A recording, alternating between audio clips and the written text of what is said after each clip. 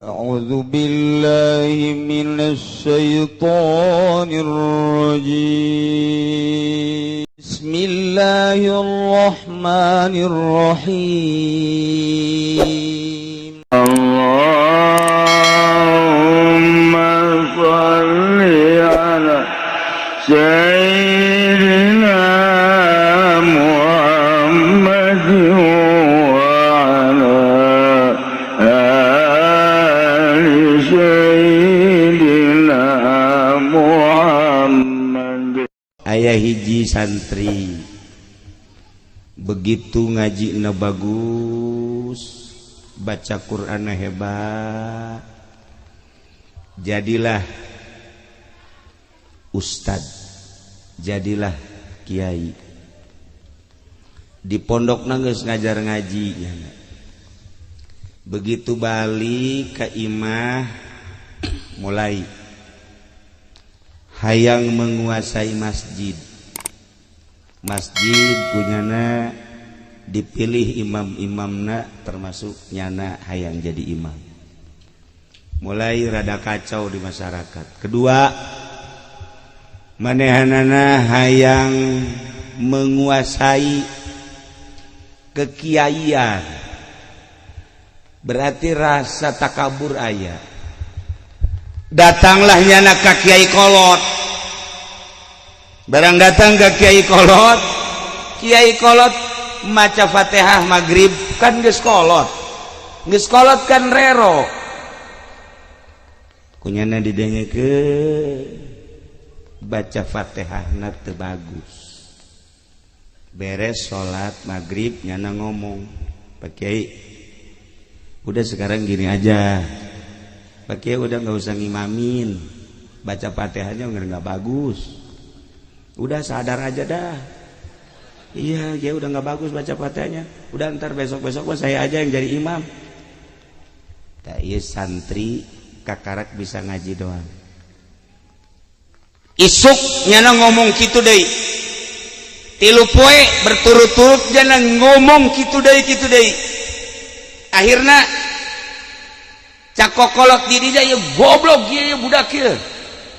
Hayang jadi imam nu aya di digeser kunyana sakali deui sia ku aing tampili. Enggak tahu gua orang rawa pancing galeuh. Pijang. Bener bae kaopat peuting begitu nyana ngimaman deui kiai kaopat peuting.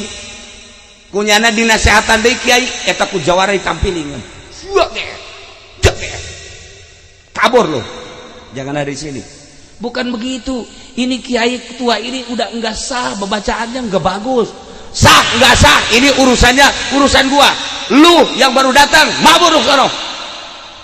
Akhirnya kulantaran ditampilingan sombong gadep kieu tuh. Yana balik deui ka imah kiaina ka ditu ka guruna. Cek guruna kunaon sih eta bararengep sabede kieu?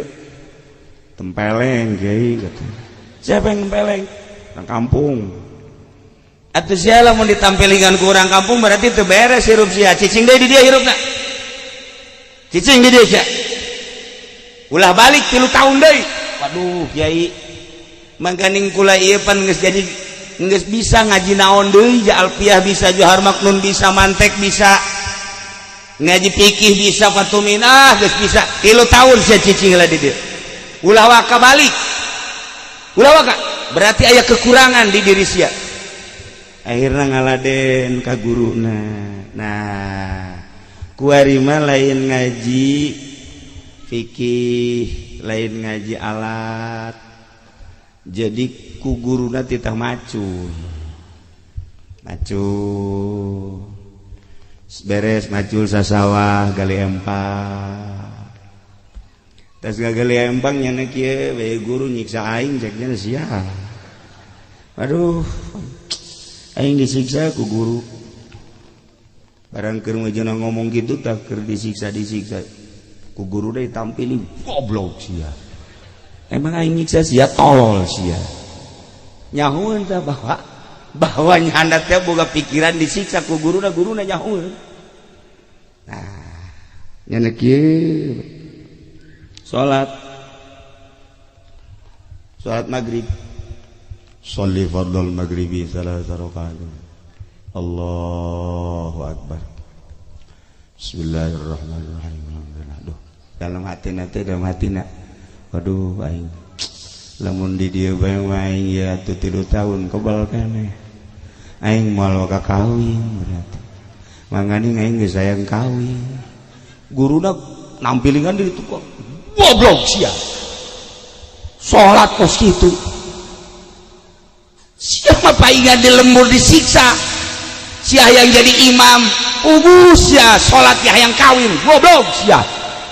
Masya Allah muridnya nyahuan guru nyahuan bahwa nyara salat kos itu tak ilah berarti guru nyahuan balik deh isuk na macul deh terus jen empang deh geus menang 1 tahun mangkaning 2 tahun deh geus mudahin rada lilis kita manggulan kayu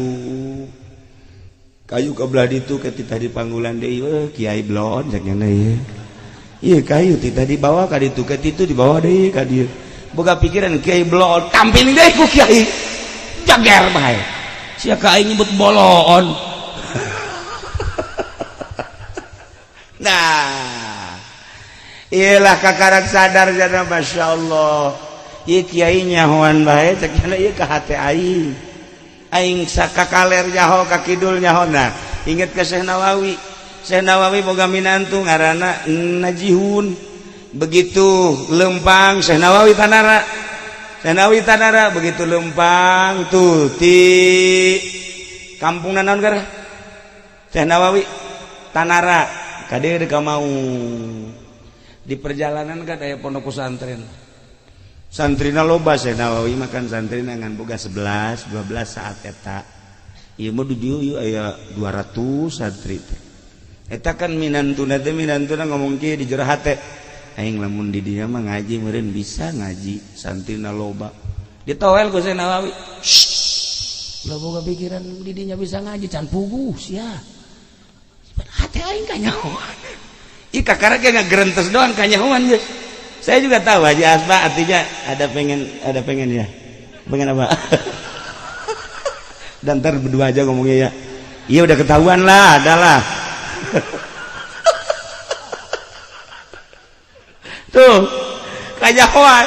Nah, ya si murid 2 tahun dari mulai kuari Masya Allah. Orang guru lain semata-mata ngaji nahu doang, ngaji alat, ngaji fikih. Iya horeng penting nama ya Allah ya Rabbi mulai kuari dibersihan hati tina takabur tina ujub tina ria tina hasud geus kuari geus geunah salat mutatadina Allahu akbar macam-macam manusia kan begitu salatnya macam-macam tukang karung ka karung tukang bebek ka bebek salat tukang bebek mah lain Allah lain alhamdulillahirabbil alamin tukang bebek makan gitu tukang gabah gitu kayak tukang sayur nah lamun geus beres bersih salatkan ka Allah nah ieu ge jelema si santri teh setahun keduana geus mulai rapi ka Allah piceun ria piceun ujub piceun takabur piceun hasud piceun hubul hubul mal hubul riasa lempeng ngaji baik ibadah ke Allah 2 tahun geus bagus 3 tahun geus lempeng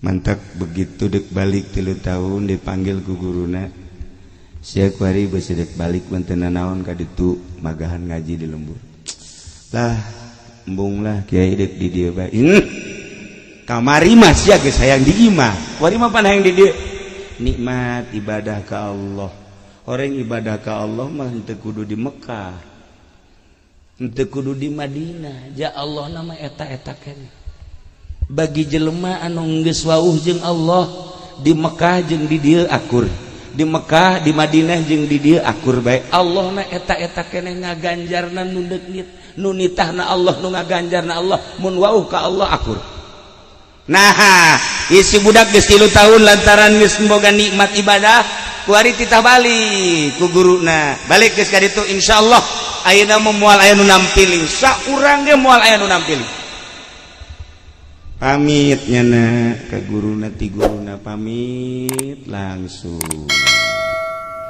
milu salat deui ta jeung kiai kolot teh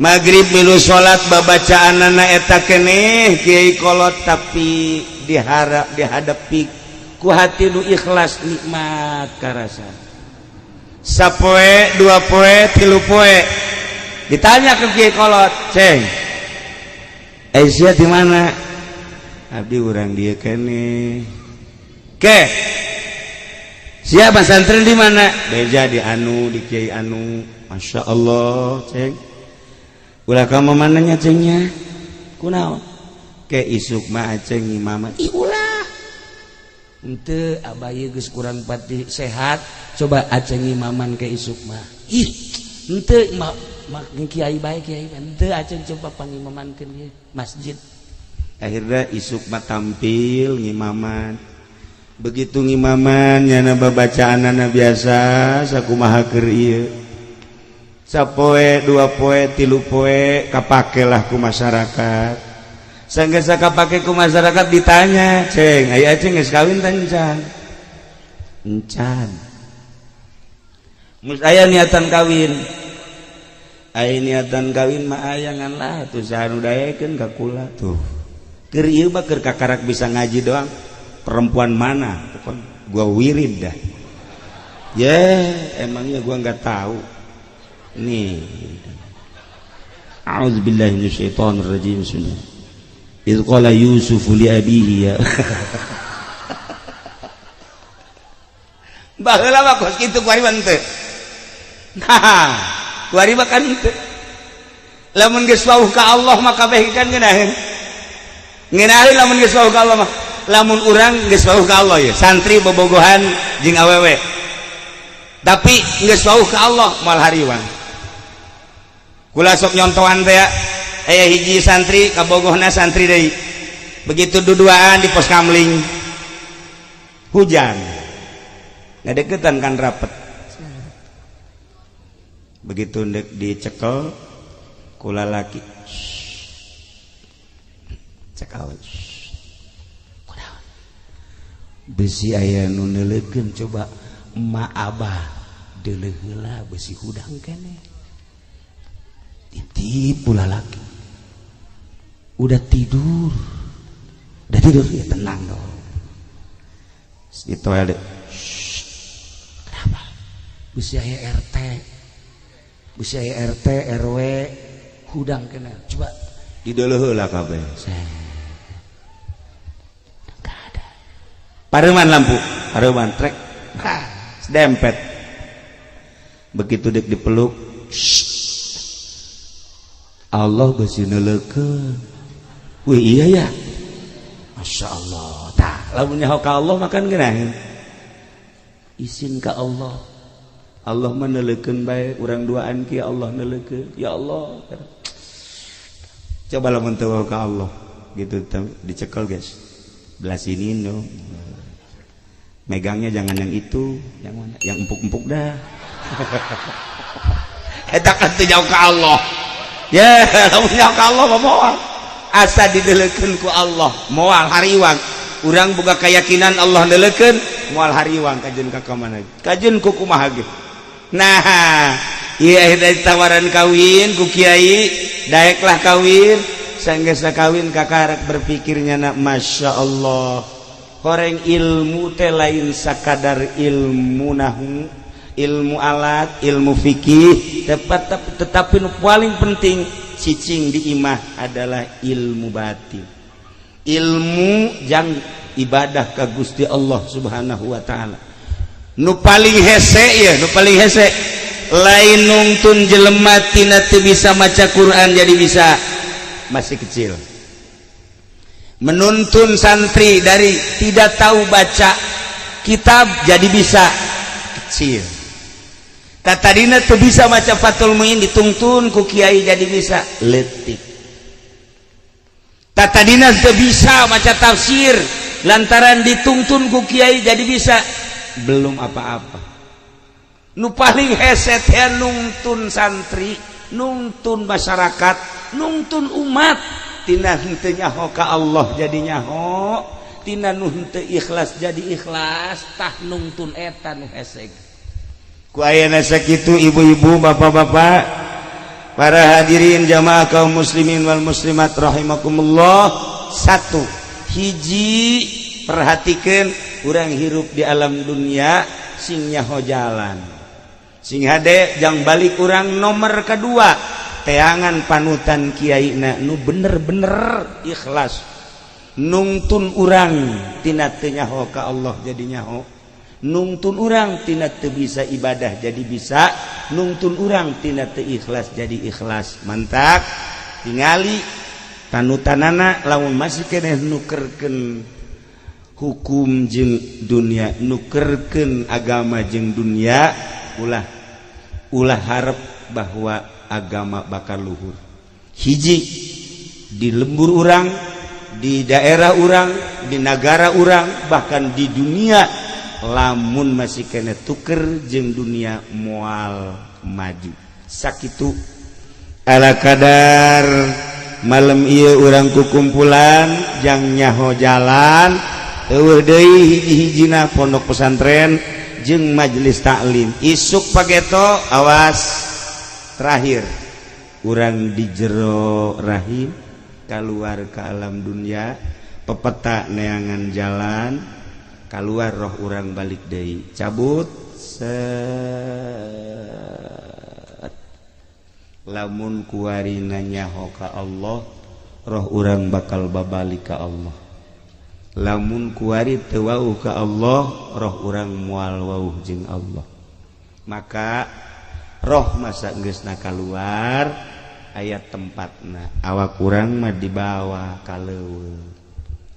Saha itu Kiai Asba paeh, saha itu Kiai Haji Bahri paeh, saha itu Lurah Modar, saha itu RT Koit, saha itu Haji Pendi ngejejes paeh kabeh. Nah ditutupan kan kutaneun pocong urang dibuka. Ya subkeun ka kubur ieu dibuka jadi tempelkeun. Oh, pakai tataban plak. Ya Allah. Tutup pakai taneuh. Sapoe, 2 poe, 3 poe, 4 poe, 5 poe, 5 seminggu ngagedean kan awak urang bekah. 10 poe, 15 poe mulai melentis. Tek. Jadi nanah getih. 15 poe hancur. Anu kuari diwedakan we. Oh. Wedakan. Isuk pageto bakal aya nanahan. 15 poe 20 poe uyak di dia bilatung di dia bilatung awak kurang nu kuari dibangga-bangga dipandian make sabun dirapih-rapih bajuna ge teu meunang salah sikat gigina ge teu meunang anu njore saeutik woh sagala rupa ieu diurusan awak urang saha poe sapoena diurusan dipandian gering saeutik diobatan gering saeutik diobatan horeg isuk nama isuk bakal ku bilatung. Ingat bilatungan awak kurang sagelis saha bintang film kubur bilatungan, sagagah saha jenderal kubur bilatungan, sakaya saha di alam dunia kubur bilatungan. Nu diurusan awak unggal poe kurang isukna bakal bilatungan bae di jero kubur.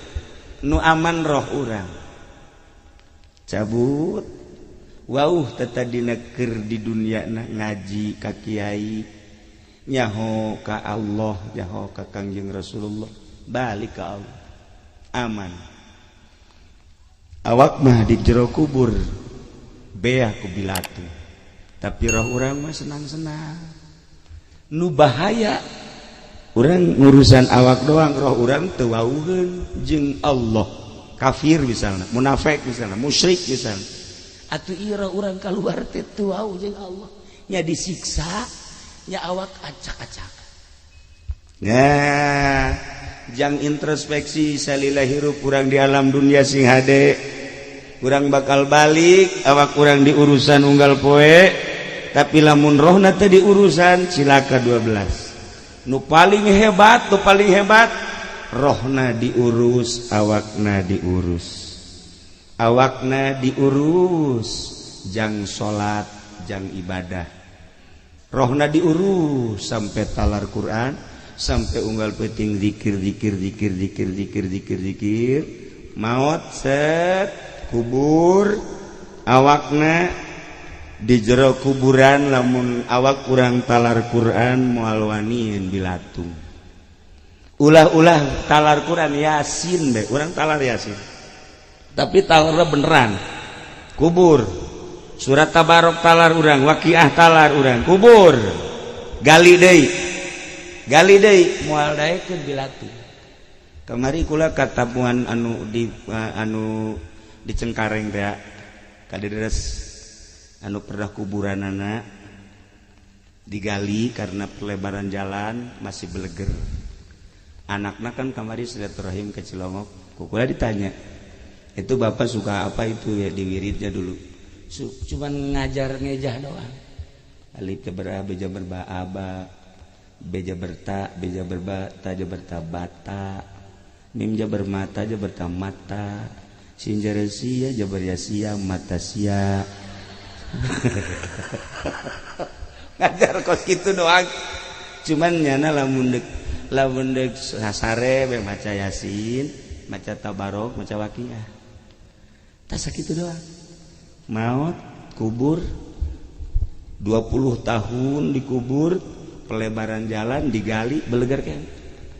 Geus pugu tah mah wali-wali Allah mah. Wali-wali Allah manu ahli Allah lamun digali kuburanna masih belegar wajar. Ieu mah jelema biasa. Nah, mantak ibu bapak ieu nya lamun deuk sare wayahna maca Tabarok. Aduh, Kiai. Baca Tabarok di mana tuh? Gak talar Tabaroknya juga. Kalau nggak talar Tabarok Waqiah sama. Kalau nggak Waqiah mas Yasin lagi panjang. Kalau Yasin nggak talar mah itu surat Kahfi. Oh itu lagi mati saya mah baca surat itu. Nah sekarang kalau pengen aman di kuburannya baca inna anzalnya aja 7 kali sebelum tidur. A'udzubillahi minasyaitonirrajim. Bismillahirrahmanirrahim. Inna anzalnahu fi lailatul qadr. Wa adraka ma lailatul qadr. Sama yang tadi. Yang buat ngelahirin tadi. Iya inna anzalna 7 kali. Nah, beres 7 kali. Makanya kalau jadi perempuan mohon dulu sama suami. Pak, jangan diganggu dulu.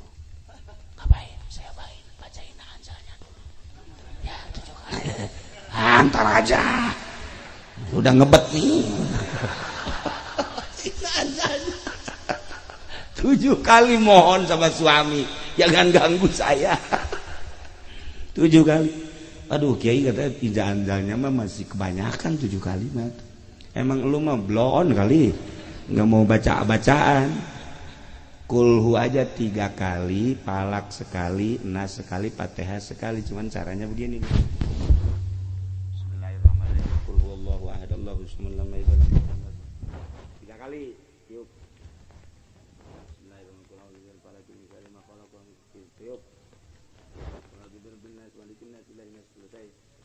Fatihah. Bismillahirrahmanirrahim.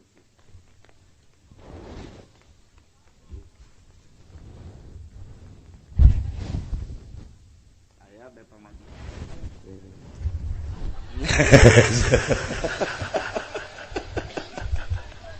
Nah itu baca aja. Insya Allah. Wah, tau mau lanjut bacaan kos gitu. Ya. Nah jadi urang ieu pertemuan malam ieu hiji renungkeun urang di alam dunia bakal balik ke akhirat kudunya jalan jang ke akhirat majlis salim pondok pesantren di samping urang geus nyaho jalan ngamal ke pengamalan anak memeh sare ari maca yasin panjang teuing tabarok panjang teuing waqiah panjang teuing nah iyalah dibacaan falak kulhu 3 falak 3 nas 3 maka ina anzalna lamun nguburkeun teh gelung sok gede kan baca ina anzalna 7 sebenarnya taruh di sini ina anzalna taruh di sini itu hikmahnya apa karena waktu hidupnya nggak pernah baca ina anzalna jadi batu aja tanah yang dibacain ina anzalna hikmahnya ada begitu malaikat datang ke belah dia cek batu ada apa sih malaikat mau nanya udah dijamin dah sama saya dah. Jangan tanya-tanya ini saya udah dibaca dina anzalna 7 kali udah nggak ada jalan buat ditanya pindah malaikat ke belah dia aya deui batu dek naon malaikat dek nanya aya kula geus baca ina anzalna baca ka dia sampai ka dia geus ujang tanyaeun malaikat bingung kan ujang nanya iya jawab inna anzalna iya make batu bae make batu manjur batu gelung dibacaan diteuneun di kuburan iya bakal ieu nyana ngabela ka urang ya Allah ya Rabbi iya batu komo lamun dibaca ku urang nah iya kan lain lalagaan tah bentak urang mah ulah eureun-eureun ulah diputuskeun lamun anu maot ganjel make batu ganjel ulah dibacaan kieu deui beres teh ganjel mayit entar malam lu datang ke Haji Pendia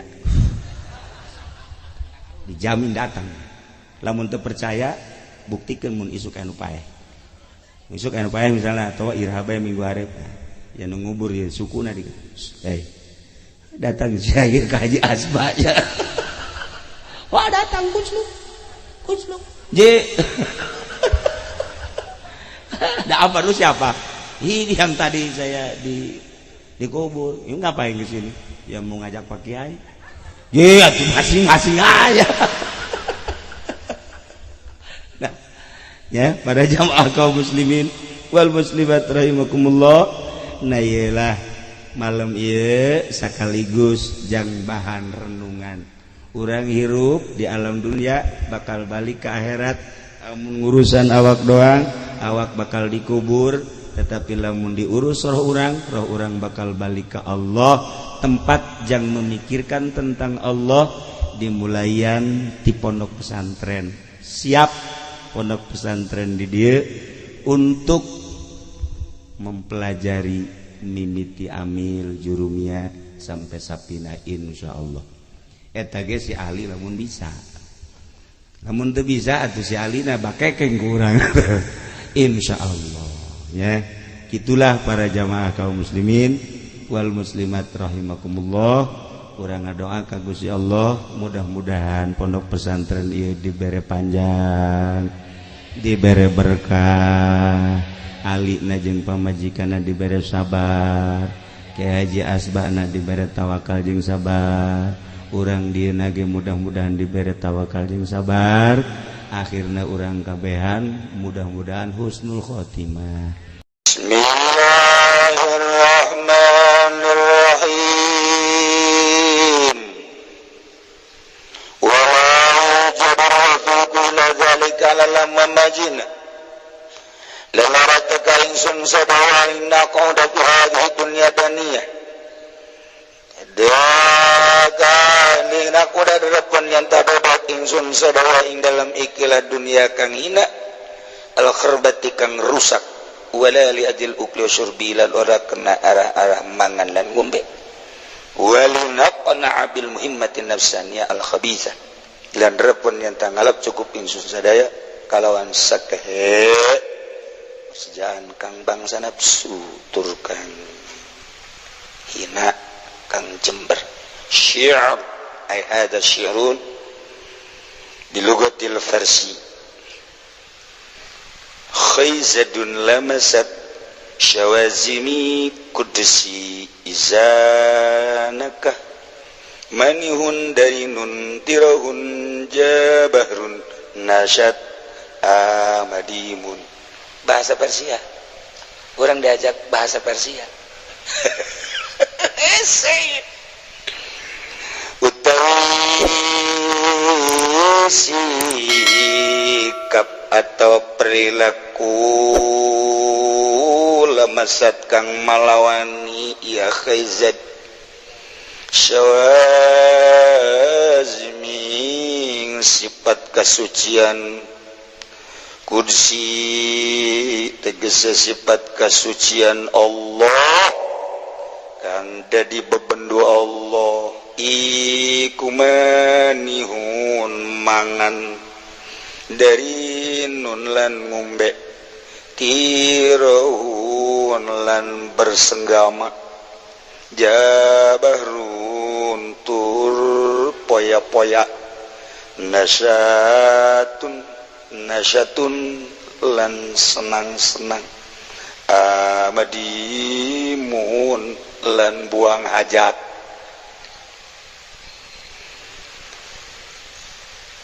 Panabiyukum muntazirun magmumun liajikum makautan nabi sirakabai kukang narima ningali tur kang bingung kena arah-arah sirakabai kemagwala alaihissalam kaya oleh ngadau kangjing nabi alaihi ku tetap ingatase kangjing nabi utawi keselamatan ucap-ucap lapan kumi li aji ummatil ladzina fi akhir zaman utawi kabingung isun iku kena ala umat ingsun nyatane wong akeh kang tetep ing dalam akhir zaman. Syiar ente deka Allah di dunia rencana deka Allah hayang usul ilallah sebagai murid lantaran engke bakal ka Allah maning kuari dikenalkeun ka Allah jak kajen kukumaha ge bakal kapanggih jeung Allah ulah terlena ku dunia ulah terlena ku jabatan ulah terlena ku wanita lamun urang terlena ku dunia jabatan tahta wanita engke ketika kapanggih jeung Allah bakal dicarekan ku Allah maning kuari bae wauhkeun awak urang ka Allah geus engke ketika urang di ditu geus wauh tenang kalem nikmat carana kumaha kapan kamari geus dibejaan alam teh geus dibejaan urang kuari aya di alam malaku aya di alam nasut atuh aya na urang kudu bisa nyaba ka alam malakut carana cik Tuan Syekh Abdul Qadir Al-Jailani wadkhulu fit tariq asuk maneh dina tariqah warji'u ila rabbikum balik maneh ka pangeran melalui jalan-jalan tariqah ma'hadihil qawafil ruhaniyah bareng jeung rombongan-rombongan ahli ruhani anu osok ngurusan roh urang makan ngurusan teh kakarak awak doang wudu nu bagus salat nu bagus gerakan salat nu rapi abeh batur neuleukeun urang teh resepeun tuh abeh batur pan urang makon kos kitu rapi moal lamun poe Jumat Haji Pendi make jubah nage 3 maka sorban abe pajar abuya tuh abe batur ngomong bu eta Kiai Haji Pendi pohara amat tah hayang dikitu-kitu jahanam cek darawa pajar ibadah beureun tah kos kitu cek Allah teh tolol sia deuk ka aing kumaha kunaon haju hayang katangen ku batur kunaon pancen sia kita salat ku aing kunaon haju hayang kadeuleu ku tatangga bau mun deuk asup ka masjid ge dulur ayo abeh kanyawan bawanya salat tolol teh coba pohara eta teh kos kitu pajar ibadah orenganan eta teh keur ngumpulkeun suluh jang meuleum nyana geus loba aja pendi mah suluhna di ditu geus numpuk ya karim nah ulah ngahiji jeung rombongan nu kos kitu ngahiji jeung rombongan nu kos kitu mangan bagus zahir doang wudu bagus gerakan sholat bagus ririungan baju nage bagus dan lain-lain sebagainya bahasa nage dimodif ulama ke bahasa iya kurang bagus norak lah lain sebagainya iya kudu nu iya tah eta ahli zahir mangan sakadar sakitu kurang kabawa ku ahli zahir silakan kudu bareng jeung ahli ruhani lempangna nu ka Allah diukna nu ka Allah daharna nu ka Allah nginumna nu ka Allah sarena nu ka Allah silaturahmina ka Allah ziarahna ka Allah pan haji pendi mah zarah bae ge zarah lain ka Allah nya nama lain nya nama lain balik zarah teh aju hitung-hitungan coba untungna ieu tolong teh coba ya hanya dekat Allah kos gitu aju ribut pan balik zarah ribut dia hayang bagi dua pak tuh banyak zarah kos gitu cak kualitas tolol siapa aing mah anti kos gitu aing siap kulon ngaributkeun eta cak aja pendi sia-sia aing ngalanan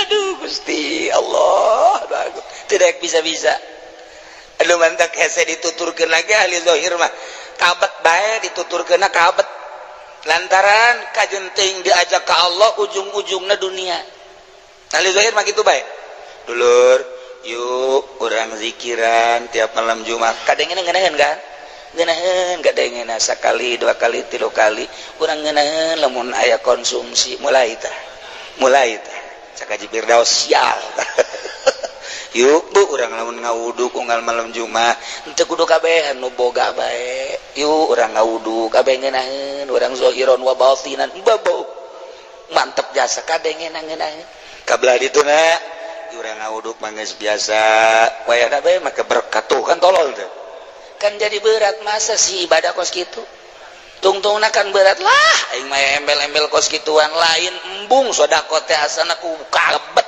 jasa kabet tak asal geus ahli dunia we kos kitu ngaji dulur urang hirup titah ngaji didalilan nya tolabul ilmi minal mahdi ilal lahdi bener dalilan sarua darua jeung Habib Rozak sarua kos kitu dalil nama eta kene ayo udah urang salila hirup ulah datang teu ngaji ngalengis-lengis ngomong nage ayo ngararaji sup kabelah dieuna nya nyieun kotak nyieun kotak aja di bolongan teh mah tunu ala kadaran ikhlas be ceknya nanti geus ikhlas jang naon ih jang kiaina be teger cek buku kieu ge nyana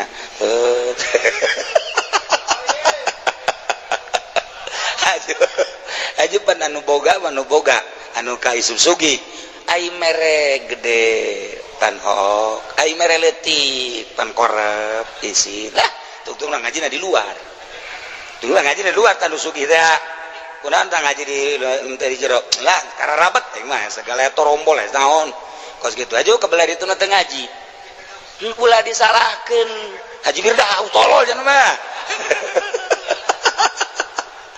ulah disalahkeun masyarakat teh dek ngaji ulah kabet lantaran lain hayang diajak kos kitu pan roh mah janu sugih ge wayah mere bae ieu nya dage aing geus ari geus hatena luluh mah teu kudu dititahan teu kudu naon ajak heula atuh rohna ieu ka Allah ieu mancan ge roh diajak ka Allah geus jeung torombol tuh nu mantek di demo ku masyarakat malah nyana nu ngomong masyarakat ulah ngaraji dak kunaon emang sebel aing mah jadi hileud barjana tuh jadi hileud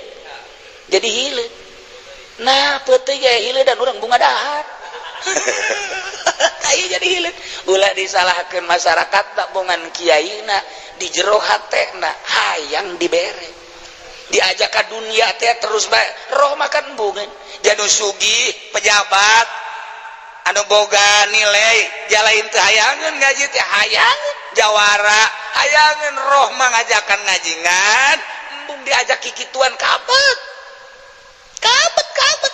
ja aju lumun ikhlas wah ayu bae urang ngaji engke ge nyana boga kauntungan engke ge nyana boga milik engke ge jana moal teu mere aju lamun teu mere ulah sok diomongkeun budak aing nyen torombol teh nyana boga untung mere henteu tolol ye atuh teh mangaranna teh ikhlas teh geus bae teh daekeun ngaji bae kata ulah disalahkeun jelema teu rek ngaji lantaran nyanana lain dek ngajak ka Allah ngajak dek kumpul dunia atuh naon bedana jeung nyana cek nu usaha tah kiai sarojeng aing ya ye malah mah ajeuna mah sugihan nyana aing onam apansa iki pudar 50 korpuner pan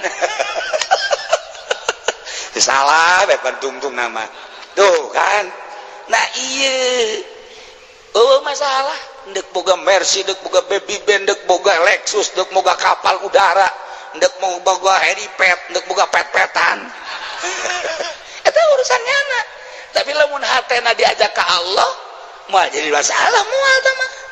Nu kos kitu mah urusan sapira lah sampah. Ieu nu jadi masalah ge hayang.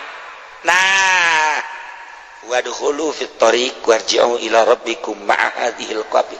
Bareng jeung kopilah ahli ruhani tenang geura sebab ahli ruhani mah kapanggih nu sugih teh lok hayang kana sugihna kapanggih jeung pejabat teu menta tulung kana jabatanana kapanggih jeung nu gagah teu rek menta tulung kana kagagahanana kabeh deuk diajak ka Allah geus geunaheun kabeh karasana nikmat teu kaganggu kan gagah embung diganggu ku batur sugih embung diganggu jabatan embung diganggu tapi kan lamun rohani nanggeus ka Allah muka plak deuk kumaha ge atuh nuturkeun ngeujeun kumaha ge na ieu can beunta cek Tuhan Syabul Qadir deuk ka Allah di dunia lantaran engke bakal ka Allah geura asup dina thariqah nitahnya natah tanu mantak kitab ieu mah teu meunang didegekeun kudu teu mondok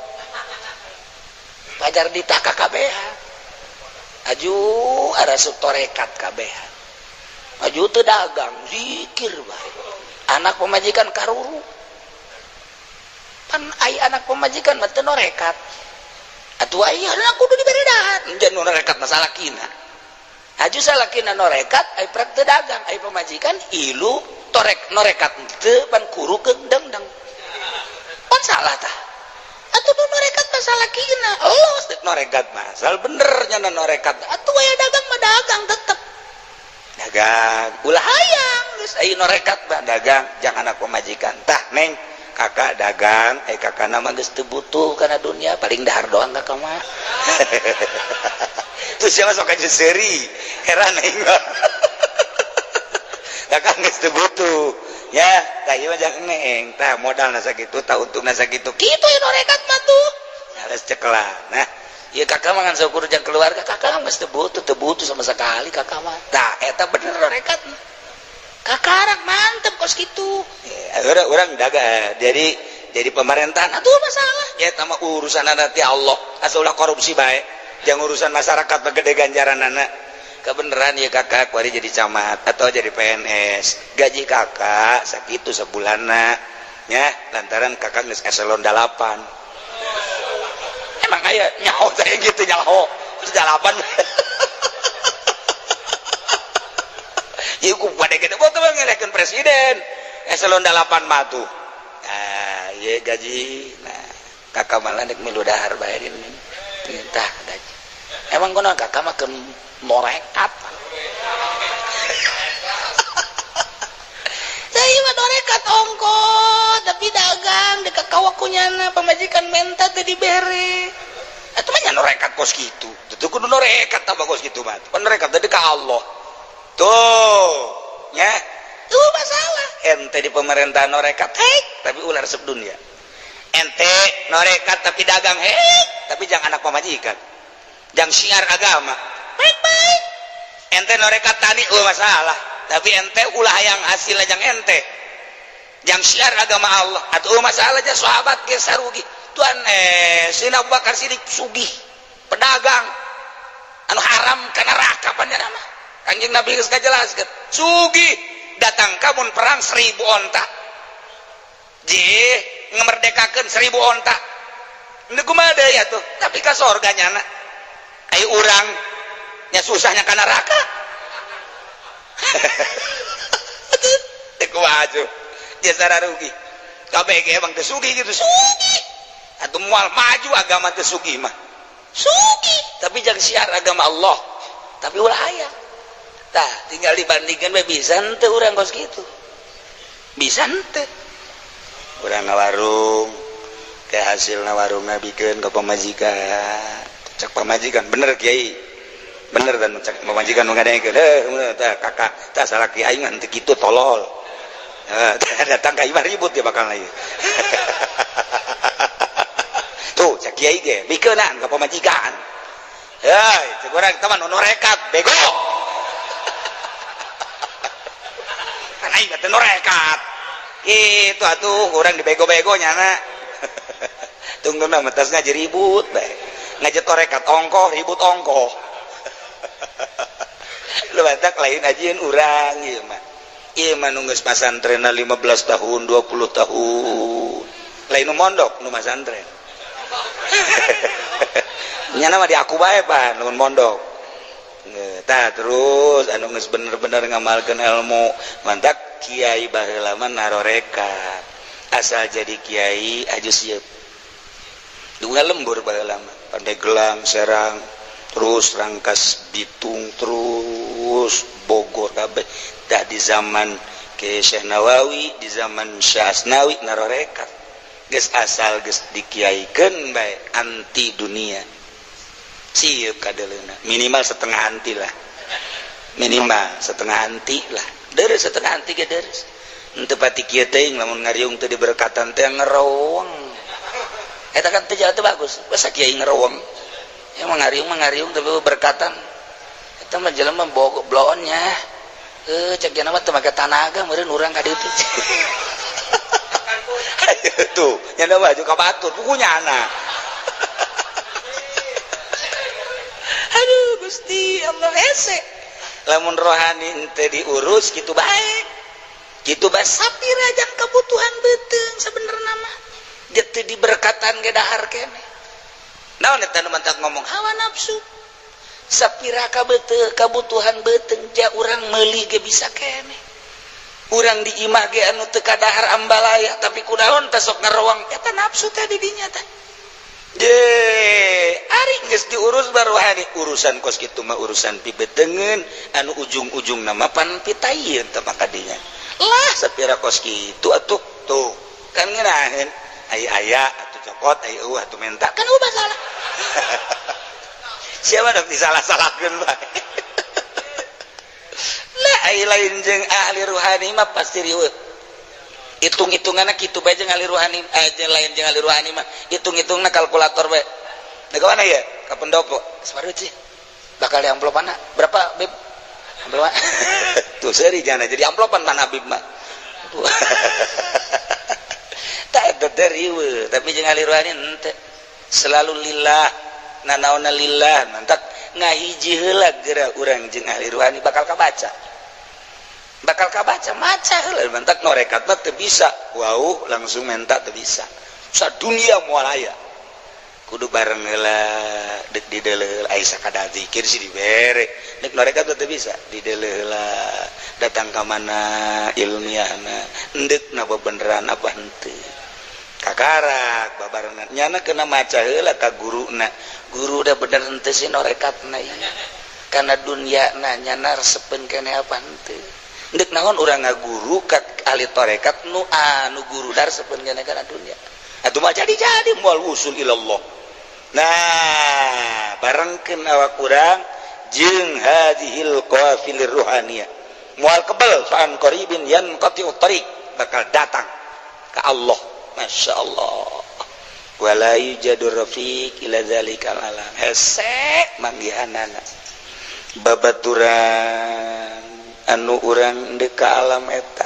alam rohani cek Tuhan Syekh Abdul Qadir sok geura hese ka pagina batur ahli ruhani anu nganyahokeun kana eta alam anu urang bisa pindah ti alam ieu ka alam eta anu dicontohan ku Kangjeng Nabi teh berangkat di Masjidil Haram ilal Masjidil Aqsa eta teh geus lain alam ieu lantaran sakicep datang berarti di alam itu aju naik Kangjeng Nabi geus pindah deui alam naik Kangjeng Nabi terus palangit ka hiji kadua katilu berarti kan geus lain alam terus datang ka ditu malaikat Jibril geus teu bisa nganter selantaran lain alam tapi Kangjeng Nabi mah terus tembus ka Sidratil Muntaha mustawan berarti kan geus ninggalkeun alam ieu dicontohan ku Kangjeng Nabi kemudian Kangjeng Nabi nurunkeun ka sahabat-sahabat khusus terus datang ka ayeuna aya keneh eta teh cek Tuhan Syekh Abdul Qadir wala yujadur rafiq hese dipanggihanana nu kos kitu teh teu katara sugan anu puasa bae can pugu lantaran nu puasa bae ka dituna ngomong-ngomong atuh aing mah puasa bae teu teurak ditembak lain dek usul ka Allah dek usul dina teu teurak ditembak eta saya puasa bae wali meureunanan oh itu sok ngagebregeun tatangkala bae loba tamu tolol teh cenah atawa kos kitu mah puasa hikmat nama lain ieu mah walayu jadur rafiq teu katara ahli Allah mah sebab mungkanya hewan ku makhluk hiji bae ku khaliq lamun diomongkeun wali nya nama sedih lamun diomongkeun kiai nya nama sedih hayang ge diomongkeun anu lain wali lain kiai resep teu kanyahoan berarti ku batur Pan Haji Pendi basal teu dikiaikeun bae ge marah goblok sia deuleu tah kartu nama aing KH Supendi AF sia dan mah geus nonjol-nonjol nya mah tuh jauh teh ka surga kos itu mah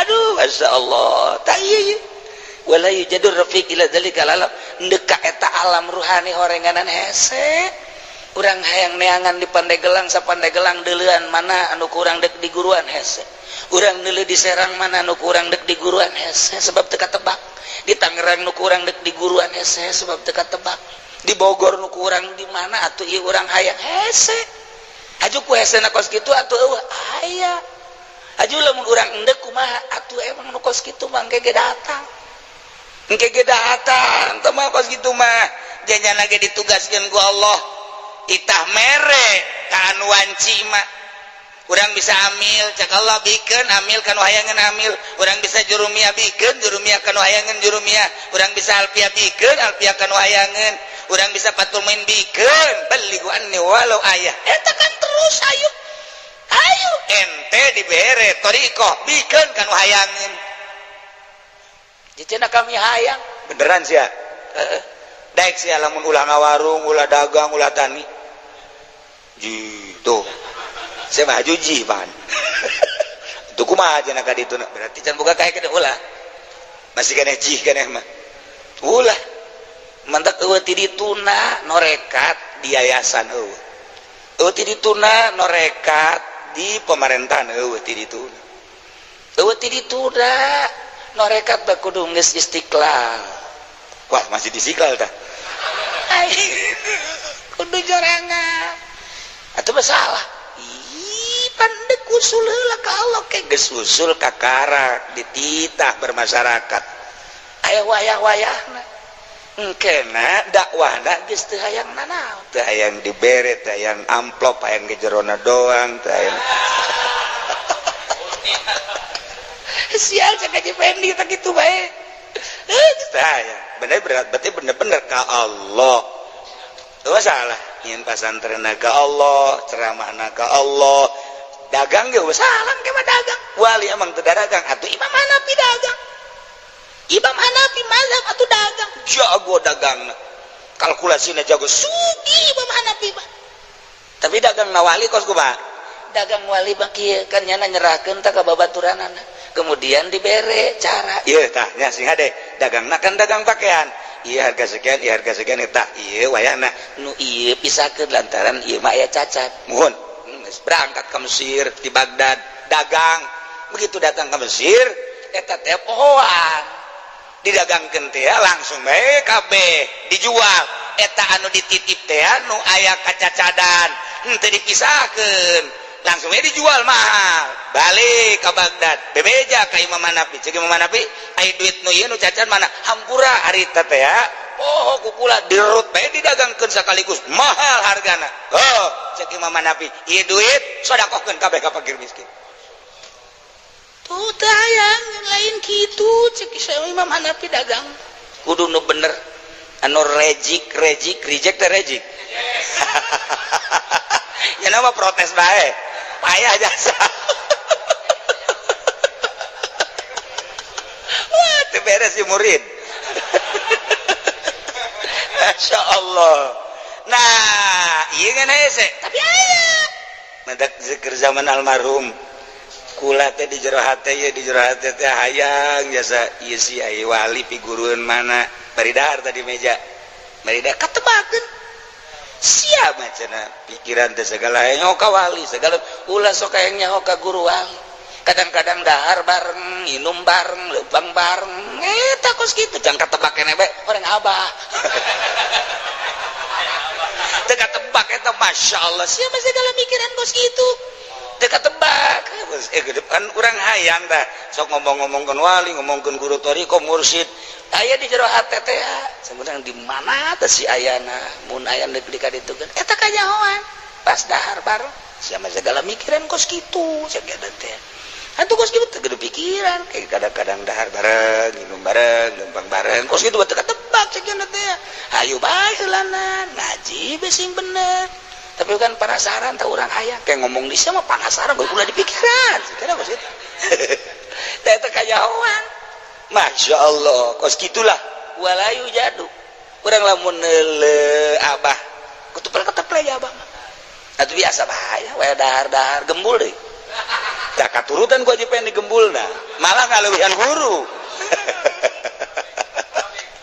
aduh Masya Allah kabejakeun abah teh ya kabejakeun ieu ieu mah alal haq kabejakeun ka batur bahwa abah tilok ngadahar sambel kabejakeun tah bu atuh kidam yatim cenah nama hebat jasa tilok dadahar sambel bau nitah ka ibu meuli ieu tarasi sakilonya sakian teh meuli tarasi nyambel nu bagus embung tah kadengekeun bahwa tilok dadahar sambel daharnya biasa bae make sambel make nanaon biasa kadeuleu ku urang sambel malah mah bu atuh biasa tak ayah hiji kiai ngobrol di batur kidam yatim tilok dadahar sambel embungeun dikitukeun embungeun emang beuki meureun deui tuh aja pengen mah tuh sambel nya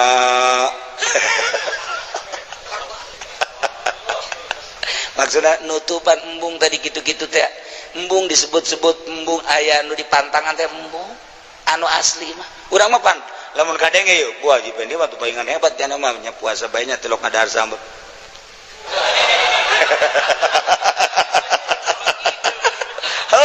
budak sakoma Maradona kikieuan aing alhamdulillah geus kabejakeun ka batur nya mah alhamdulillah pancolol tah ieu beta wali mah nya mah hese geus hiji we Allah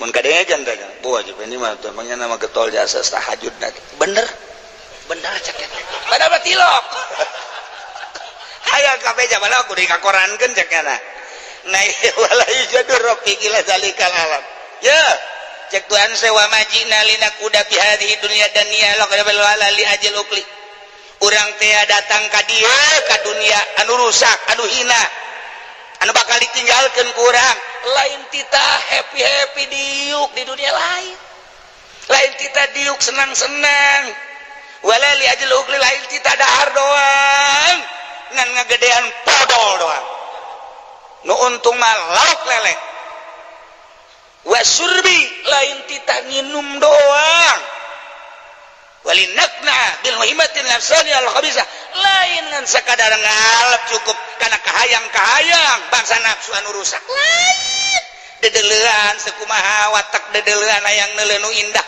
lain jang eta dedengean sakumaha hayang ngadengekeun suara-suara anu merdu lain jang eta ambean diwatekeun ngeunaheun mun ngambeun anu sengit lain jang eta urang neuleu awewe hayang kawin jeung nu geulis padahal nu geulis ge bakal ditinggalkeun lain jang kos kitu lain jang senang-senang lain lain yang senang-senang anu rusak ya kendaraan ya imah ya awewe dan lain sebagainya lain yang bos gitu lain hirup teh lain yang diuk doang di dunia cicing doang di dunia lain yang dahar lain yang minum lain yang sesenangan ngahayukeun nafsu-nafsu anu rusak lain ya aya hiji syairan bahasa Persia wallahu a'lam bishawab. Billahi minasyaitonir rajim. Bismillahirrahmanirrahim. Sadisu tai kang kaping 6 zakatul la tahillu mutlaqan. Tawi zakat iku ora halal ya zakat halal mutlaq li ali Muhammadin kadua pirang-pirang keluarga Kangjeng Nabi Muhammad sallallahu alaihi wasallam. Haram pikeun Kangjeng berikut keluargana zakat. Nah tasyrifan lahum karena arah ngamulyakeun lahum kadua ali Muhammad. Ya la min fuduli amwalin nas kana satuhune zakat ikut tetap saking pirang-pirang lelewihan pirang-pirang harta manusia lantaran zakat mafudul lelewihan harta manusia maka numulnya Kangjeng berikut keluargana teu layak dibere zakat. Tulifa fil muradilan dan perbuatakan apa yang dalam karangkang dan karabakan bil ali kalawan ali. Waqala Abu Hanifah tamagang ucap sabah Imam Abu Hanifah wa ashabuh lan pirang-pirang sahabat Abu Hanifah. Ucap laban man kana nasla Hashim utawi ia ali taikong kang ana yang maniku turunan Hashim. Keluarga Kangjeng rezeki Imam Abu Hanifah mat turunan Hashim saha wa hum lan udawiyan lasla Hashim alul Abbas iku pirang-pirang keluarga Abbas alu Aliin lan pirang keluarga Ali bin Abi Thalib alu Ja'farin lan pirang keluarga Ja'far wa alu Aqil lan pirang-pirang keluarga Aqil akhoy Aliin yang dari dulur orangnya Ali Alul Haris dan pirang-pirang keluarga Haris bin Abdul Muttalib.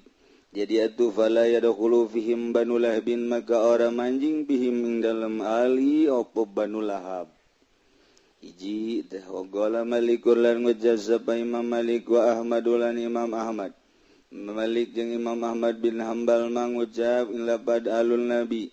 Tawi alun Nabi pirang keluarga Kangjeng Nabi te Banu Hashim iku Banu Hashim mutlaqon hale mutlaq ataman aslama alabala wong kang manjing Islam yaman min Bani Lahbin saking Bani Lahab wa hum Utbah dan utawi ya Bani Lahab iku Utbah ki Utbah wa Mu'tabun lan ki Mu'tab aqad aqaban teman ngiring-ngiringan ya Utbah lan Mu'tab. Qala Syafi'i lan wajab sabah Imam Syafi'i wa huwa qaulun li ba'dil Malikiyah. Anu dai qaul Syafi'i ku ucapan kada sangang bangsa mazhab Maliki wa Ahmad lan Muhammad.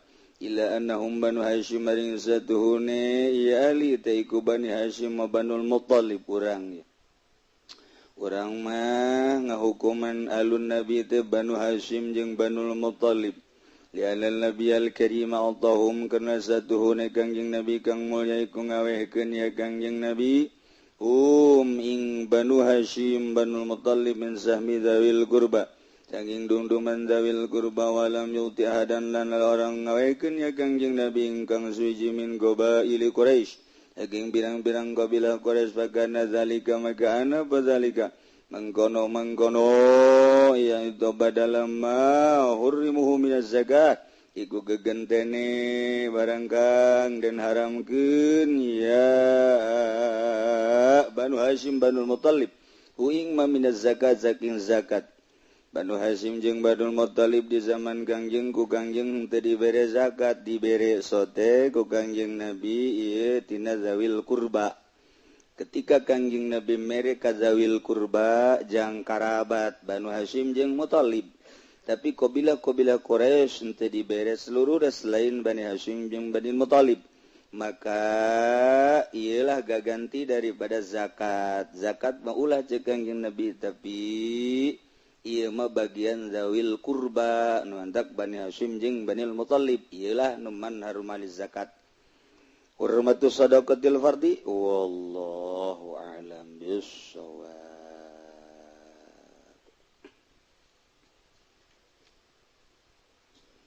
Bismillahirrahmanirrahim wa dzalika lan utawi ma'yadun numudani kubarge kang barag fatadalla makan narima ngalemreh ya dzalik kana makana ya dzalik ikut qaba qausain aw adna qaba qausain atawa kang leuwih barag fa izar tafa'al aina wal baina wal makan wal jihad wat tasallal anwar kusifat zat bisifat magadat kala narima ilang apa aina lan baina lan makan lan jihad malan tepung apa pirang cahaya maka den bukakeun apa sakehe zat bersifat kalawan sakehe sifat wabil ma'arifi lan kalawan pirang-pirang ma'rifat fadzalika haqiqatul ma'iyah maka utawi mangkono ku sifat zat sifat bil ma'arif iku hakikat sifat bareng idh huwa subhanahu munazzahun alil infisal wal ittisal bil hadis karena uti Allah maha suci Allah iku kang den bersihkeun saking narima pisah lan narima petepung kalawan kang narim kang anyar walau taro ieu mangan sakadar nyaritakeun dina urusan sifat ma'iyah lamun dicaritakeun nyaritakeun tentang perasaan kadang berbeda jeung bahasa nu aya sebab bahasa karasa mah nyana nyontoan bisa berbagai-bagai nuangkeun rasa kos urang boga rasa cinta ka hiji awewe kemudian rasa babarengan bae jeung kabogoh urang nyaritakeun ka batur teh atuh berbagai-bagai jalan berbagai penemuan rasa anu karasa ku urang disampaikeun ketika urang di jero kamar mandi urang ngarasa bareng jeung kabogo dibejakeun ketika urang keur di tempat sare ketika urang keur diuk di hareupeun imah ketika urang keur di jero kamar nu unik ketika urang keur salat teh lain babarengan jeung Allah jeung kabogo di hareupeun urang asa aya bae bibir bebene urang hunung bebene urang ngajebi bebene urang marah bebene urang nakol nyiwit kabeh eta kan rasa dituangkeun rasa eta teh kana bahasa atuh moal anggeus-anggeus urang asal daek ngadengekeun jelema nu bobogohan urang ngobrolnya ti isuk ka zohor ka asar ka peuting ka isuk deui capek ngadengekeun suape ngadengekeun komo haju terus anggeusna urang rarasaan teh kitu haju urang ditoel cinggirna mulai tah lah cinggir ieu sepira cinggir terus ka leungeun sepira leungeun kugu kelek lah sepira kelek nu deukeut kelek paneta terus bae terus moal anggeus-anggeus urang nu ngadengekeun cinta batur teh terus kabongbroy nya nyaritakeun berbagai pengalaman nyana moal anggeus nah komo ieu atuh cinta ka Gusti Allah rasa bareng jeung Gusti Allah urang lamun nyaritakeun bareng jeung Gusti Allah dikurung ku ilmu biasa urang bisa ngadebat ka batur embung aing mah kajen kuku mage maksiat sebab Allah teh uningaeun eta kakarak ilmu tauhid encan datang ka rasa kakarak ku burhan kakarak ku dalil mentak al-ma'iyah bil ilmi umum tah mah atuh umum tah mah kabehan ge ketika jelema gitu ngaji tauhid Allah teh kade neleken ka urang Allah teh nyahoan ka urang Allah teh kitu ngupingkeun ka urang aya ta ilmu ngaranna teh ketika urang cicing duaan jeung awewe aju awewe na ngarayu ka urang nyana di samping ngarayu muka bajuna aju dadana dibuka aju calanana dibuka nangkaraknya na di luhur kasur aju nangkarak ge deui ngajegang pan pahara geus barang karak ngajegang aduh aju digerokeun kipu doli digerokeun jana kipu doli asup ka kamar tapi kapan didinya teh embung aing kajen kumaha ge geulis tinggal geulis molek tinggal molek bersih tinggal bersih kunaon emang Allah neulekeun ilmu ngaranna Allah nyahoeun ilmu ngaranna embung kajen kumaha ge bong kajen kaluar deui bae atau dideulekeun doang tah eta teh kan ilmu biasa sama kos kitu mah boro-boro kiai boro-boro ustad boro-boro santri atuh sanajan jawara ge kadang-kadang aya perhitungan ketika nyana main mah daek terus obrol-obrol mah daek gelut mah daek begitu dititah ku hiji rangda aya rangda geus aya meureunanan 5 tahun mah teu boga salaki nyana ngagerokeun jawara teh kade ieu mah resep teresep kula mah ieu mah yang ditumpakan bae emang kurang geus kebel jasa ieu teu manggih cak nya teh ieu mah hitung-hitung sedekah bae sedekah meureun meunang ganjaran kan ai sedekah gitu mah sebab nulungan cak nya dakwah heula tah we ge dakwah biasa jana ge atuh tertarik oge bener oge nya ieu mah urusanna izina mah meureunana haram ngan meureun eta tah nulunganana mah meureun meunang ganjaran sakieu tangkorak sia meureunna urang ge hampir-hampir kapincut nah begitu endek we embung kunaon ieu teh pan diharamkeun ing manggeus bakos kieu hirup main osok sagala osok tapi aing datang ka zina mah embung emang haram Allah kan neulekeun aing teu kudu kusesa ku Allah ge dideulekeun cukup ilmu ngaranna eta loba teh nu kos kitu mah loba ji masih kene aya lah loba artina eta ilmu biasa tah mah nu mantap eta mah kos kitu mah al ma'iyah bil ilmi umumun bareng jeung ilmu haram tah teh umum wabil qurbi khusus tah lamun geus boga rasa deukeut khusus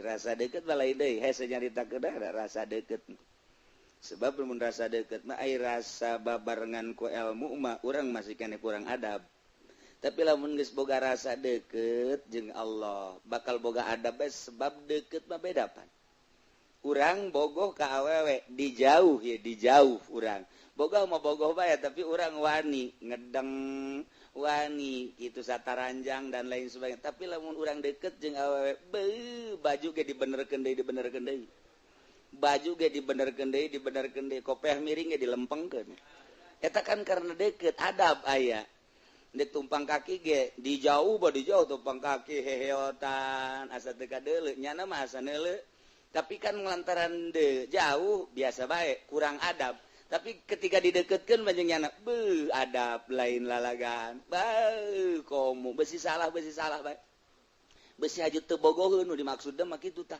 mantak diatur ge eta ku deket nah ieu komo jeung Allah geus boga rasa deket eta mah Allah nu mere hese eta mah kajunduh hayal dihayal moal bisa rasa deket jeung Allah bae mah lain hayalkeun tah mah pamere Allah bae eta mah taufik eta mah geus bae lamun aya jelema geus dikasihi ku Allah dijadikeun cinta ku Allah dijadikeun kitu mahbub Allah nah ieu mah geus dibere ta ku Allah rasa set beti mana datangna jeung iraha eta mah geus Allah boga urusan ketika eta nu datang adab sangat diatur nah ieu mah khusus mantap wabil qurbi khusus wal qurbu bil ilmi atuh umum deket ku ilmu atuh umum lantaran urang maca Al-Qur'an wa nahnu aqrabu ilaihi min hablil warid dibaca kurang wa nahnu kaulan agung teh aqrabu leuwih deket min hablil warid tibatan urat genggerong eta mah sakadar kidaya ku deket-deketna Allah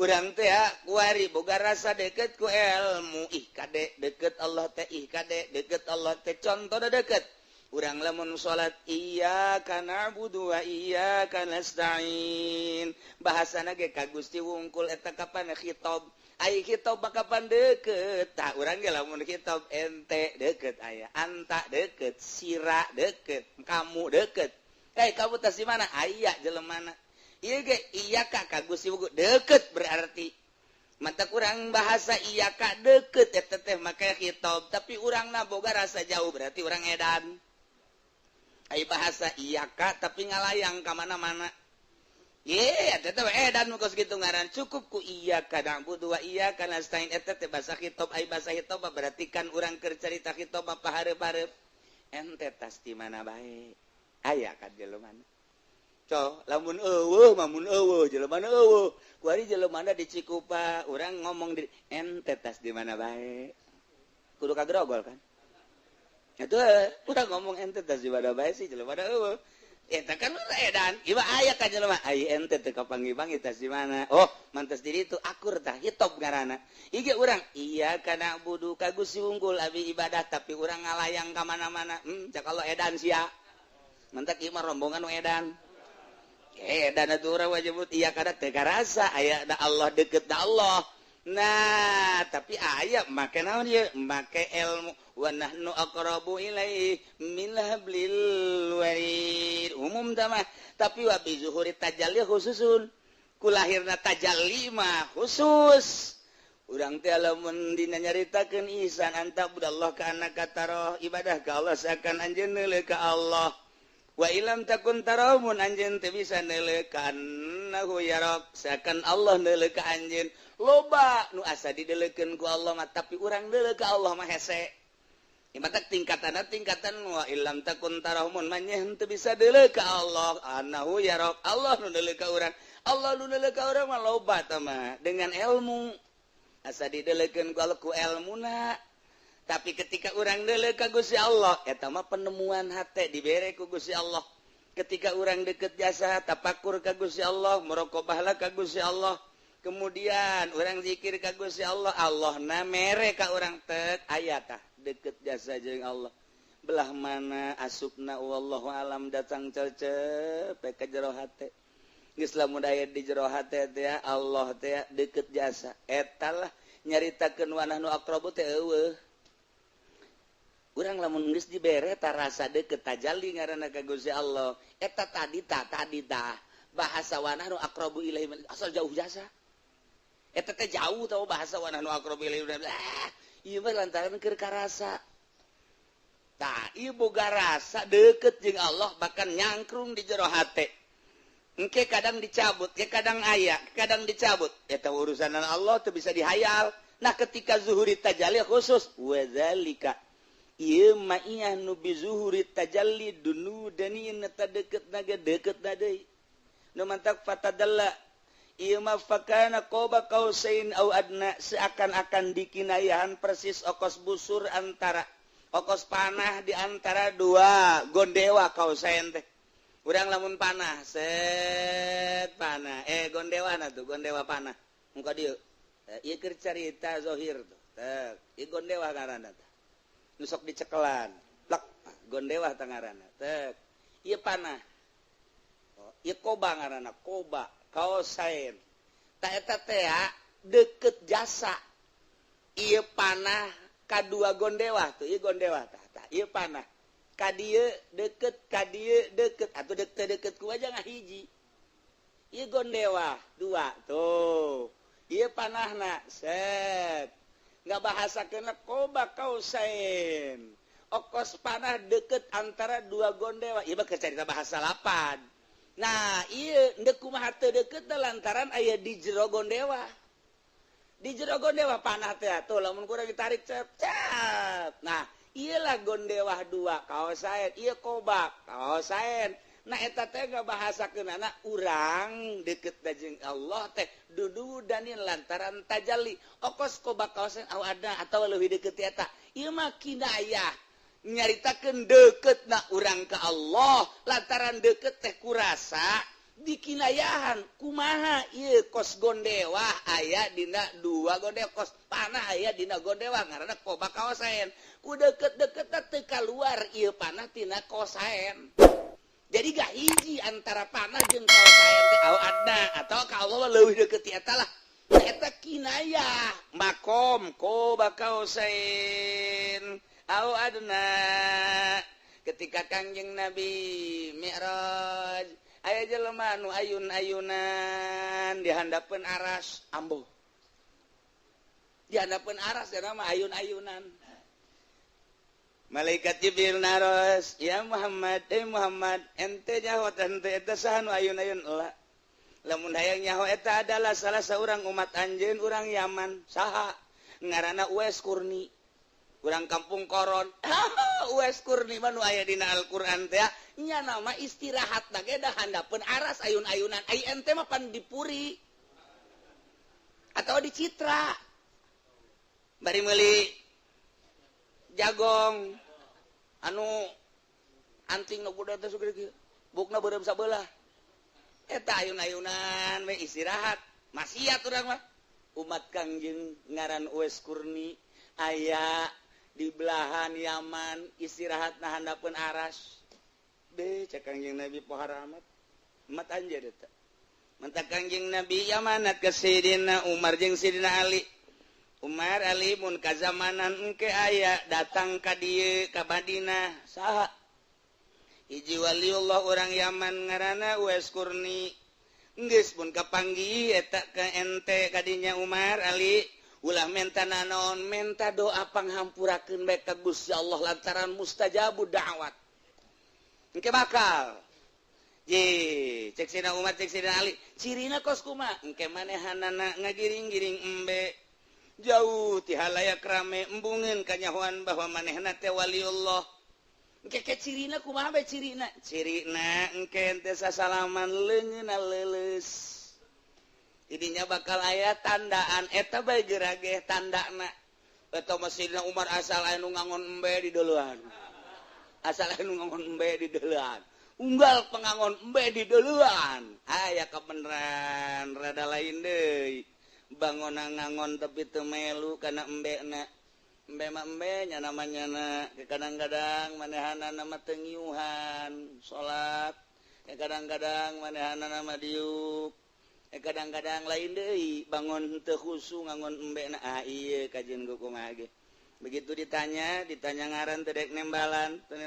Nah, begitu disumpah kakarak. Ieu lah Uwais Kurni dongeng heula setik langsung minta doana.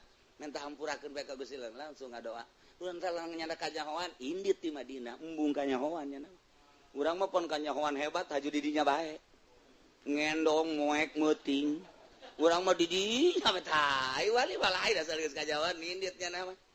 Masyaallah tipe-tipe waliullah teh nu mantak aya macem-macem. Aya waliullah nu jadi raja, aya waliullah nu jadi ulama, aya waliullah nu dagang, aya waliullah nu jadi abri, aya waliullah nu jadi polisi. Aya waliullah teh anu cumplang-campling ti lembur ka lembur ti kota ka kota. Geus dijelaskeun kapan patempatan waliullah teh di Mesir tempat wali naon, di Syria tempat wali naon, di Lubnan tempat wali naon, di berbagai negara-negara teh eta teh didatangan ku wali-wali. Aya wali teh ti kampung ka kampung, ti nagara ka nagara, ti kota ka kota, tugas ti Gusti Allah. Nu mantek ku urang sok dihadiahan mimiti kutub hiji salawasna nu mantek nomor kedua imamani dunia dibelah dua belah wetan jeung belah kulon nyana nu nyekelna nomor katilu muhtar tilu nya nama nomor kaopatna ieu adalah wali teh wali kitu autad opat jumlahna wali autad mah dunia dibelah opat bagi dua deui jadi opat eta saparapatna dieusi ku wali autad saparapatna dieusi ku wali autad opat sepanjang masa maot hiji cokot. Nomor kedua nomor katilu nomor kaopat wali abdal 7 wali abdal mah Nah sepanjang nama 17 bae lantaran poe teh aya 7 ti bibiti poe Minggu Senin Selasa tanggal 7. Kemudian ka dituna walid nu jaba Uropa nusnu qoba asaib dan lain-lain sebagainya aya rijalul gaib. Nah iyalah anu terus dipanggil rijalul gaib. Tugas ti Gusti Allah ti kota ka kota ti kampung ka kampung cumplang campling bae ngono. Terus bae nya bila perlu engke dipanggil ku negara anu urusannya ilah urusan gaib. Urusan gaib teh kos kitu. Nu mentak kadang pamitan we di keluarga anak leng teu puguh kuburanana di mana. Kejol bae aya tamu di kampung urang teu puguh urang mana nak mun ditanyakeun Syekh Mubarok nu aya di Cisoka urang mana teu nyaho. Mun ditanyakeun di Mede saha karangarana di Mede teh? Hah? Nah eta teh kapan urang mana ti mana teu nyaho. Mun urang nyaritakeun di buyut anu keur zaman buyut baheula teh nyaho urang mana nah kitulah wali-wali abdah. Urang mun nyaritakeun Syekh Mubarok lamun urang nyaritakeun itu Imam Maghribi di Maroko aya kuburan Imam Maghribi, di Yogyakarta aya kuburan Imam Maghribi, di Pandeglang aya kuburan Imam nyana keneh. Ti nagara ka nagara, ti kota ka kota geleng itu maot biasa timbul deui. Tidinya ngembangkeun agama deui timbul deui maot timbul deui. Ku emang kumaha? Geus urang mah ulah nyaritakeun ku kumahana, pugu ngajina ge ieu pinu ku uduk. Wah tuh geus ulah moal kaharti ieu keur carita dunia eta. Dunia kewalian semacam gitu nu mantak, tingkatan-tingkatanana. Nah, ketika jelema mulai ngaji, sanggeusna ngaji mulai suluk melalui thariqah, langsung hayang ka hakikat dibimbing, engke bakal aya penemuan-penemuan. Urang bae lamun belajar nahu kapanggih bisa maca, lamun urang belajar nasib kapanggih nyaho kana kalimah, kapanggih ku urang. Urang belajar nulis bakal nyaho ieu teh khot Usmani, ieu teh khot Rifi, ieu teh khot dan berbagai khot. Ieu teh Dewani dan lain sebagainya. Kapanggih bae urang belajar maka jeung kumaha ge. Urang belajar bahasa Inggris atuh I love you mah bisa. Toh kapanggih bae tah urang guari belajar fikih atur wudu bae mah jeung salat meureunanan rapih. Ketika nanyakeun urusan muamalah tarima meuli tarima ngajual mah meureun urang ge nyaho. Ketika urang ngaji ilmu mantek atuh beureun martil mah boga. Kos kitu bae terus. Ketika urang ngaji bilagoh atuh meureunanan nyaho urusan-urusan muqtadal hal dan lain-lain sebagainya. Nah, ketika urang ngaji ilmu thariqah bakal aya papanggihan dibere nyaho ke ku guru kade ke di dieu bakal sok manggihan anu ulah bebejanya beja. Mentak itu boga guru makan urang kaget. Kumaha anu wow. Waalaikumsalam. Non. Tuan Syekh Abdul Qadir datang ka kula. Aja kumaha cenah. Atuh ieu be cenah nyana ngabisikan ka kula. Abdul Qadir mana ieu? Urang bojong. Ngaco kan. Iya, teu puguh guru mah segala Tuan Syekh Abdul Qadir, segala Syekh Syarif Hidayatullah, segala Maulana Hasanuddin. Nah, iya stop. Aya guru mah lantaran urang teh geus mengabaikan zahir, kuari ngurusan batin ti mimiti kolbu jeung sirna datang ka ruhani. Ruhani nu diurusan geus ieu awak zahir geus lasa lempang-lempangna kumaha ayana bae teu pati diurusan sebab roh nu kurang diurusan kuari mah. Ketika urang ngurusan roh atuh bakal kapanggih jeung roh.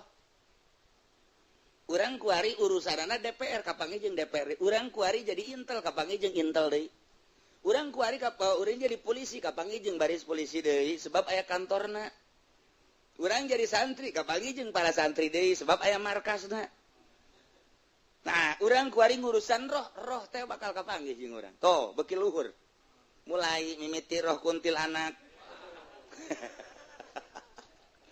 Sia ieu lantaran ngurusan roh lamun datang ka dinya tah roh teh bakalna roh teh betah tanya ieu lelembutan ge kapanggih geura jeung anu di dinya tah bakalna aya cobaan nya. Nah ieu ulah bebeja ka sasa kecuali ka aing guru sia.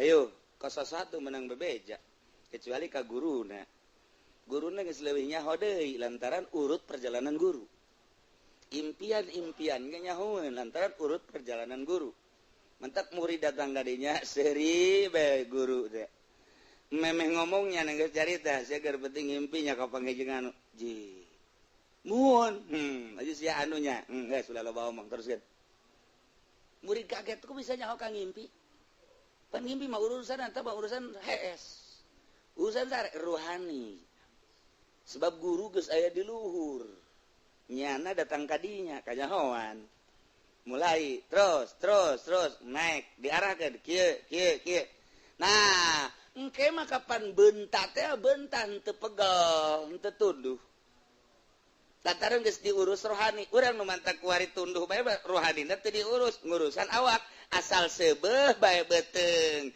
dahar nginum tunduh asal dahar nginum tunduh ruhanina teh diurusan ku urang pegeleun ruhani teh nu mantak keur ngaji ge tunduh bae bila perlu hes keur ngaji ge teu aya isinnya mah terus bae hes bae hes bae lah kieu cenah sok kitu aing mah kitu bae tapi lamun diurusan mah ruh kan ngomong ka awak dah sia deui bae cakroh asal dahar betul tuh yang sia kan tah mah aing mah encan kan sia mah geus dahar geus nginum ngarokok tah bahkan urusan sia ai jadi urusan ku sia ngaji Quran teu maca zikir teu baca sholawat teu roh marah nu mantak marah urang keur urusan roh ai ente mah roh teu marah jadi urusan roh teh teu marah geus bae roh mah teu tenang-tenang wae paling ngecak roh teh aing malah milu ka neraka bae jeung sia teu ngomong tapi ketika urang urusan roh ngomong sing sabanding atuh cak roh teh ai maca Quran sayat 2 ayat ai dahar mah 2 piring eta ngaranna teh saimbang imbangi atuh mun dahar 2 piring atuh ayahna 2 juz 3 juz mah terus diurusan kurang diurusan kan beukita maca Quran sholawat zikir beukita lantaran urang sering urusan roh poho kana zahir dahar geus teu pati melu nginum teu pati melu sahayuna teger roh teh teger mulai kuari embung poho ka Gusti Allah per menit per jam per detik lantaran lazat ngeunah jasa roh teh atuh kapanggih ngeunahna kuari mah zikir ka Allah tafakur ka Allah muraqabah ka lantaran diurusan ku urang nah sageus ku urang diurusan terus ngeunah kan guru nyahoeun sageus nyahoeun engke bakalna mun geus datang ka dinya tah sok kapanggih jeung anu ngimpi ge bakalna kapanggih jeung impian anu impian nyahoeun urang urusan roh itu kan kakalayangan roh wali kakalayangan roh nabi kakalayangan para anbiya teh kakalayangan lain kangjeng nabi urang bae loba waliullah anu kapanggih eta sih keur marhabat teh aya roh-roh anu ngan teu nyaho engke aya nu ngabejaan itu nabi anu tah nu mantap kapanggih bae kudu kasurupan kapanggih jeung nabi Adam udah pohara amat tah si jelema sia kata si mana ya liwat ke kuburan kadinya jam sabaraha jam 11:30 tang hari aju waduh aya Nabi Musa wah ya budak talian abak tah ieu garana kasurupan lu kos kitu mah daripada ngaji kos kitu ya loba lamun ku urang difokuskeun ngaji hikam ngaji ieu atuh ujung-ujungna ngahaneng we kos eta teh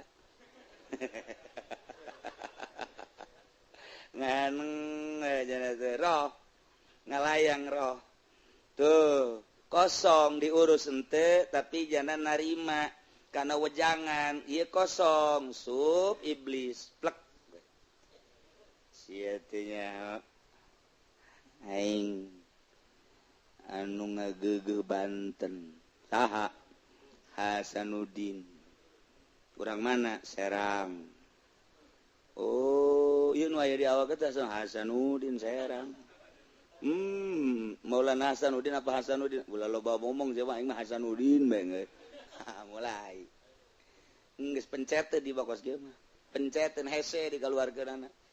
Tuh, beda antara ahli thariqah Nah kulantaran Thariqah makos kitu keur carita ye kapanggilan di dunia eta lamun datang kadinya urang ngobrol lah arwah ngobrol jeung urang jadi hese caritakeun eta mah eta ge lamun dibere ku Allah mun teu bae aya nu dibere aya nu henteu tetep henteu datang kadinya mun teu kula kaget lamun carita Habib Lutfi carita baheula Habib Usman carita baheula Habib Ja'far eta kos karari itu nyana mata kos nu ngobrol jeung saha kos alamna keur aya di alam eta henteu selalu kitu nyana ge naik deui ke klek setika nyana geus aya di makom eta nah derajat eta ayana di dinya ketika naik deui ayana di dieu ketika naik deui aya di dieu beda-beda tuh urang kuari jadi lurah kapanggihna jeung rakyat jeung lurah deui urang naik kuari jadi camat kapanggihna mulai jeung PNS di kabupaten urang kuari jadi bupati atuh urang ge aya undangan ka gubernuran lantaran instruksi engke ti provinsi ketika orang jadi gubernur atau menteri lantaran ke instruksi ti menteri ketika orang jadi menteri presiden langsung instruksi anu ketika orang jadi presiden mere instruksi kutub ngaranna ieu keur cerita dunia nyata di dunia kewalian ge model kos karir nah ieu mah keur cerita wazalika dunudanin patadalla fakana qaba qausaini awan geus faizar tapal aina wallahu a'lam bissawab